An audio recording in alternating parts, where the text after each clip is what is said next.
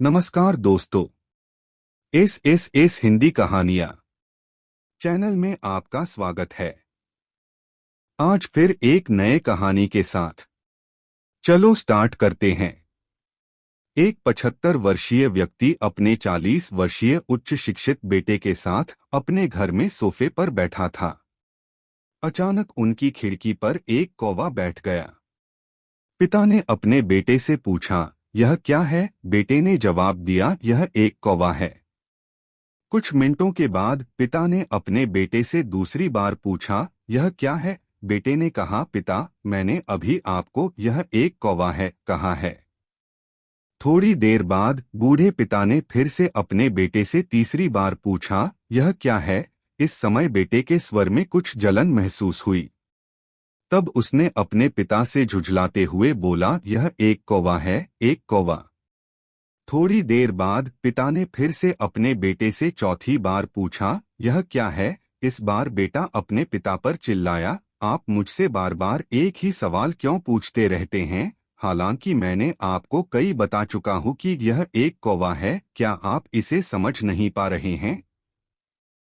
थोड़ी देर बाद पिता अपने कमरे में गए और एक पुरानी डायरी लेकर वापस आए, जिसे उन्होंने अपने बेटे के जन्म के बाद से बनाए रखा था। एक पेज खोलने पर उन्होंने अपने बेटे को उस पेज को पढ़ने के लिए कहा। जब बेटे ने इसे पढ़ा तो निम्नलिखित शब्द डायरी में लिखे गए थे, आज मेरा 3 साल का छोटा बेटा सोफे पर मेरे साथ बैठा था, जब खिड़की पर एक कौवा बैठा था।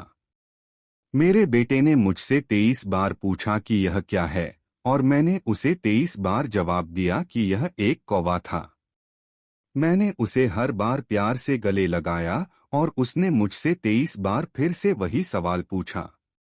मुझे इस बात से बिल्कुल भी चिढ़ नहीं हुई कि मैंने अपने मासूम बच्चे के लिए प्यार महसूस किया है, जबकि छोटे बच्चे ने उससे 23 बार पूछा, यह क्या है? पिता को 23 बार पूरे सवाल का जवाब देने में कोई जलन महसूस नहीं हुई, और आज जब पिता ने अपने बेटे से सिर्फ 4 बार यही सवाल पूछा तो बेटे को चिढ़ और गुस्सा महसूस हुआ।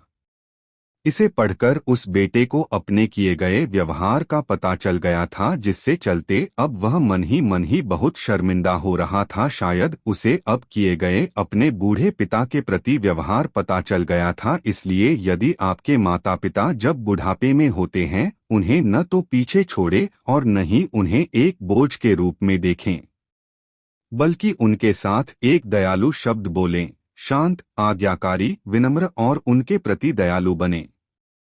अपने माता पिता के प्रति विचारशील रहें। आज इस बात को कहें, मैं अपने माता पिता को हमेशा खुश देखना चाहता हूँ। जब से मैं छोटा बच्चा था, उन्होंने मेरी देखभाल की।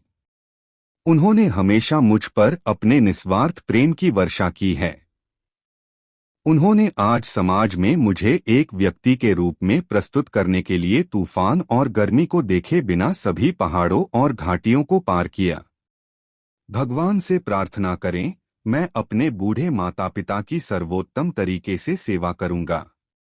मैं अपने प्यारे माता पिता को सभी अच्छे और दयालु शब्द कहूंगा, चाहे वे कैसे भी व्यवहार करें। तो आप सभी इस कहानी को पढ़ने के बाद सीख जरूर मिली होगी। तो आपको यह कहानी कैसा लगा कमेंट में जरूर बताएं। और इस कहानी से आपको क्या प्रेरणा मिली, अपनी राय कमेंट बॉक्स में लिख सकते हैं। अगर ये वीडियो अच्छी लगी तो वीडियो को लाइक करना ना भूले, और अधिक कहानियों के लिए चैनल को सब्सक्राइब करना ना भूले। धन्यवाद। जय श्री राम।